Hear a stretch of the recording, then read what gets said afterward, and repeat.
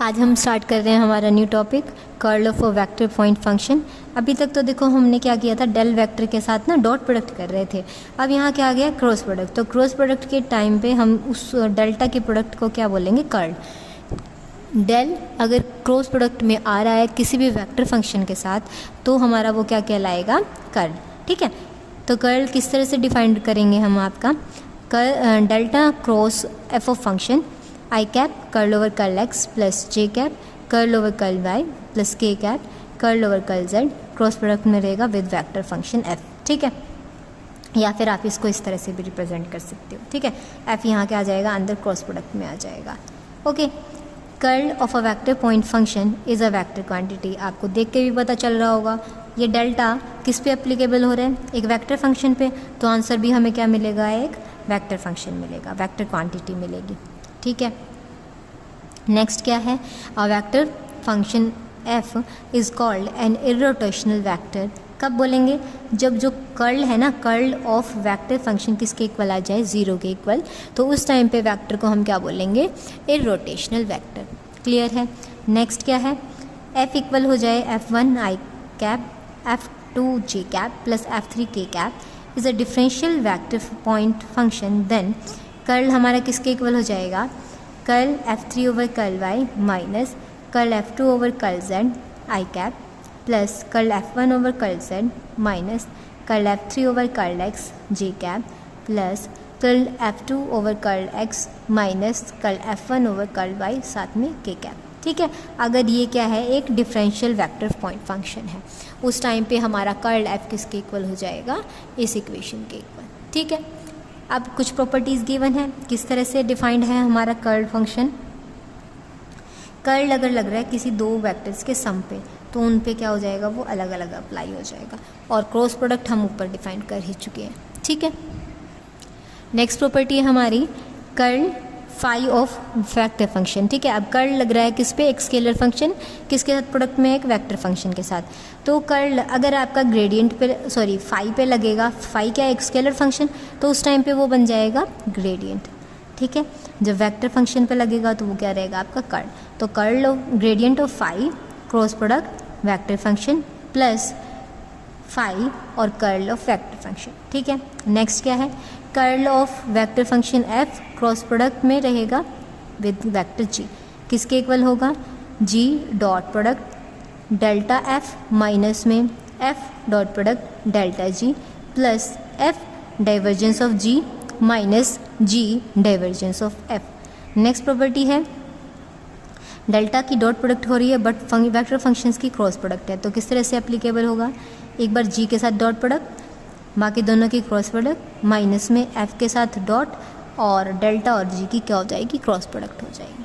ठीक है, अब ये तो हम पढ़ ही चुके हैं, या तो वो एफ फंक्शन क्या हो जाएगा, कांस्टेंट वेक्टर कहलाएगा, या क्या कहलाएगा, एक इर्रोटेशनल वेक्टर। अगर वो वहाँ पे क्या है, एफ और कर्ल की क्या प्रोडक्ट किसके इक्वल आ रही है, ज़ीरो के इक्वल आ रही है। ठीक है, अब फर्स्ट एग्जांपल है हमारे पास, if F of F function जो है हमारा किसके इक्वल है, एफ इक्वल है हमारा X Y square I cap plus 2x square Y Z J cap minus 3y Z square K cap.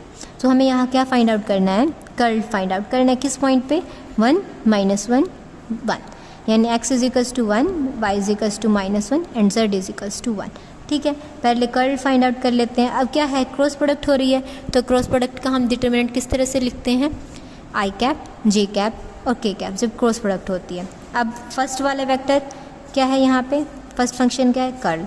Curl को हम किस तरह से लिखते हैं, curl over curl X curl over curl Y and curl over curl Z. ठीक है, अब एफ वेक्टर फंक्शन गिवन है, वो क्या है, X Y square 2x square Y Z minus 3y Z square. ठीक है, अब यहाँ से क्रॉस प्रोडक्ट वगैरह करके सॉल्व करके हमारे पास ये टर्म्स आ जाएंगी। क्या रहेगी, फर्स्टली तो हम इस रो के अकॉर्डिंग एक्सपेंड करेंगे, इन दोनों की मल्टीप्लाई होगी, इन दोनों की होगी।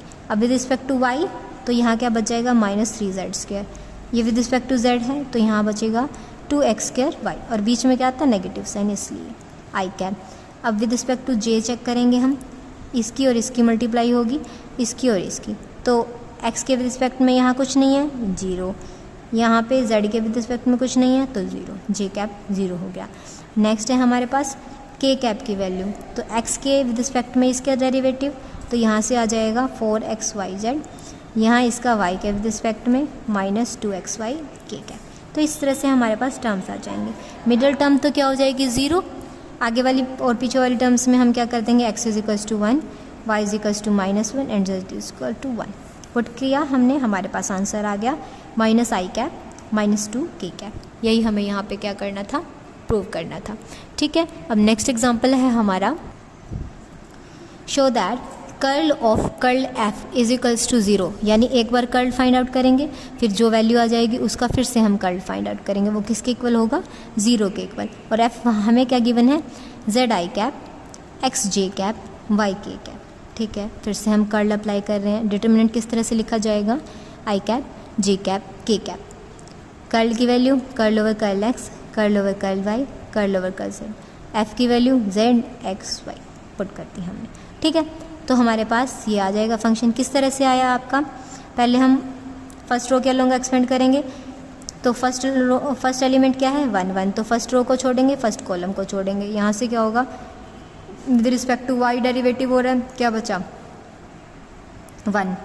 ठीक है, यहाँ पे विद रिस्पेक्ट टू z हो रहा था, तो यहाँ क्या हो गया 0, तो क्या आया i कैप। फिर क्या है 1 2, यानी फर्स्ट रो और सेकंड कॉलम छोड़ेंगे। अब यहाँ विद रिस्पेक्ट टू y हो रहा, विद रिस्पेक्ट टू x हो रहा, बता एलिमेंट क्या है y, तो क्या हो गया 0। यहाँ पे क्या हो रहा है, विद रिस्पेक्ट टू z और एलिमेंट क्या है z, माइनस में 1, बट आगे क्या होता है माइनस माइनस माइनस प्लस हो गया, तो आ गया j कैप। ठीक है, अब नेक्स्ट क्या एलिमेंट है हमारे पास k कैप, यानी 1 और 3, तो फर्स्ट रो और थर्ड कॉलम को छोड़ेंगे। आगे क्या लिखा जाएगा k cap, with respect to x हो रहा है तो फर्स्ट एलिमेंट बन गया 1, विद रिस्पेक्ट टू y हो रहा है बट एलिमेंट क्या है z, तो क्या हो गया 0। तो हमारे पास क्या बच गया k कैप। तो कर्ल ऑफ हमारा f जो है वो किसके इक्वल आ गया, i cap plus j cap plus k cap. ठीक है, अब क्या करना है, इस फंक्शन पे एक बार और कर्ल अप्लाई करना है, वो हमारा किसके इक्वल आना चाहिए, 0 के इक्वल। ठीक है, पुट करिए फिर से values, i cap j cap k cap, curl over curl x, curl over curl y, curl over curl z, 1 1 1। ठीक है, अब इसकी इससे करो, चाहे इसकी इससे करो, इसकी इससे करो, इसकी इससे, यहाँ से यहाँ, यहाँ से यहाँ, कुछ भी कर लेना आप, बट डेरिवेटिव किसका हो रहा है, अब की बार कांस्टेंट टर्म का हो रहा है। और हमने प्रॉपर्टीज़ में पढ़ा था, अगर f जो फंक्शन है वो कांस्टेंट है और उसका हम कर्ल फाइंड आउट कर रहे हैं, तो वो हमेशा किसके इक्वल रहेगा, 0 के इक्वल। प्रॉपर्टी को ध्यान में रखते हुए 0i cap plus 0j cap 0k cap is equals to क्या हो जाएगा 0। यही हमें क्या करना था, प्रूव करना था। ठीक है, अब नेक्स्ट एग्जांपल है, इसके बाद हमारे पास फाइंड करना है हमें लैम्डा म्यू एंड वी को, so that the vector f 2x plus 3y plus lambda z i cap plus mu x plus 2y plus 3z j cap plus 2x plus vy plus 3z k cap क्या है, irrotational. Irrotational है मतलब कि curl of vector function हमारा, curl of f हमारा किसके equal आना चाहिए, 0 के इक्वल आना चाहिए ना। ये 0 के इक्वल है, तो हमें ये 3 वैल्यूज़ को क्या करना है, फाइंड आउट करना है। ठीक है, तो किस तरह से लिख दिया हमने, इफ़ फंक्शन क्या है, इरोटेशनल है, तो कर्ल ऑफ फंक्शन हमारा क्या हो जाएगा 0। f वैल्यू पुट करेंगे, f की वैल्यू पुट करेंगे और हम उस पर क्या कर देंगे, डेल्टा को अप्लाई करेंगे विद क्रॉस प्रोडक्ट। अब क्या है यहाँ पे i cap j cap k cap, curl over curl x, curl over curl y, curl over curl z। यहाँ पे क्या आ गया, फंक्शन f की i कैप की value 2x plus 3y plus lambda z, mu x plus 2y plus 3z, 2x plus vy plus 3z। अब क्या करेंगे, फिर से रो 1 के अलोंग एक्सपेंड करेंगे, r1 के अलोंग एलिमेंट है फर्स्ट एलिमेंट, फर्स्ट रो का फर्स्ट एलिमेंट, फर्स्ट रो का सेकंड एलिमेंट, फर्स्ट रो का थर्ड एलिमेंट। तो हमारे पास i cap curl over curl y ये वाला एलिमेंट, ठीक है, और इसकी इससे क्रॉस प्रोडक्ट माइनस में कर्ल ओवर कर्ल z ये एलिमेंट आ जाएगा साथ, सॉरी ये माइनस में j cap curl over curl x साथ में ये एलिमेंट, माइनस में कर्ल ओवर कर्ल z साथ में ये एलिमेंट, प्लस k कैप। अब फर्स्ट रो और थर्ड कॉलम छोड़ना पड़ेगा, तो कर्ल ओवर कर्ल एक्स में ये एलिमेंट आ जाएगा, माइनस में कर्ल ओवर कर्ल वाई ये एलिमेंट आ जाएगा आपका, ठीक है। तो अब ये हमारी किसके इक्वल है, 0 के इक्वल है। यहाँ से सॉल्व करेंगे किसके विद रिस्पेक्ट में, y, तो ये वाला 0, ये भी क्या 0, तो यहाँ से क्या बचेगा v। यहाँ पे किसके विद रिस्पेक्ट में z, तो z वाला तो रहेगा आपके पास एलिमेंट, बाकी क्या हो जाएंगे 0, ये क्या 0, ये वाला भी 0, यहाँ से क्या बच जाएगा 3। बाद आगे क्या था माइनस साइन, तो यहाँ -3 प्लस में j कैप। अब j cap with respect to x है, ये 0 ये 0, यहाँ से क्या बचा 2, माइनस साइन था -2 हो गया। यहाँ क्या बचा था विद रिस्पेक्ट टू z है, ये क्या हो गया 0, ये भी 0, यहाँ क्या बचा लैम्डा, माइनस में लैम्डा, ठीक है, माइनस में लैम्डा, बाहर क्या था नेगेटिव साइन, तो यहाँ से माइनस को कर दिया कॉमन ले दिया था। ऊपर तो यहाँ क्या बच रहा है प्लस का 2 बच रहा था, प्लस का 2 बचा था, और बाहर भी क्या था माइनस था। फिर माइनस साइन को कॉमन लेंगे ना, यहाँ प्लस हो गया, ये प्लस हो गया, और ये क्या बन गई थी टर्म नेगेटिव, ठीक है। यहाँ क्या है K cap with respect to X, ये 0 हो गया था, ये 0, यहाँ क्या बचा म्यू, विद रिस्पेक्ट टू वाई ये 0 ये 0, क्या बचा 3, ठीक है, बाहर नेगेटिव साइन था इसलिए -3। अब इनको सॉल्व करेंगे इजिकल्स टू 0 है। अब 0 क्या है वेक्टर फॉर्म में लिखते हैं, 0 i cap plus 0 j cap plus 0 k cap, ठीक है। तो v-3 हमारा किसके इक्वल 0 के इक्वल, इससे v किसके इक्वल आ गया 3, लैम्डा -2 किसके इक्वल 0, तो लैम्डा की वैल्यू आ गई है 2, म्यू -3 इक्वल्स टू 0, तो म्यू की वैल्यू क्या आ गई है हमारे पास 3। यही हमें इसमें एग्जाम्पल में फाइंड आउट करने थे, ये 3 अननोन वेक्टर्स। नेक्स्ट क्वेश्चन है show that r raised to power n with vector r is irrotational. ये क्या दिखाना है हमें, इरोटेशनल, यानी कर्ल ऑफ दिस फंक्शन हमारा किसके इक्वल आना चाहिए 0 के equal, where r vector given है x i cap plus y j cap plus z k cap, and vector r का जो मॉडुलस है वो किसके इक्वल होगा r के। ये क्या करना है यहाँ पे, to show that the r is irrotational we have to prove curl of this is equals to 0। लेके चल पड़े curl of Rn with vector r। अब क्या है, ये तो क्या है एक स्केलर फंक्शन है, और ये क्या है एक वेक्टर फंक्शन। अभी हम प्रॉपर्टीज़ में पढ़ के आए हैं कि एक स्केलर फंक्शन हो दूसरा वेक्टर फंक्शन हो तो कर्ल हमारा किस तरह से आता है, स्केलर फंक्शन के साथ ग्रेडियंट में कन्वर्ट हो जाता है और वेक्टर फंक्शन के साथ वो कर्ल रहता है। तो ग्रेडियंट ऑफ Rn मल्टीप्लाई में क्रॉस प्रोडक्ट वेक्टर r के साथ plus Rn curl of vector r। पहले इसको और इसको फाइंड आउट करेंगे और फिर उठा के इस इक्वेशन में सब्स्टिट्यूट कर देंगे।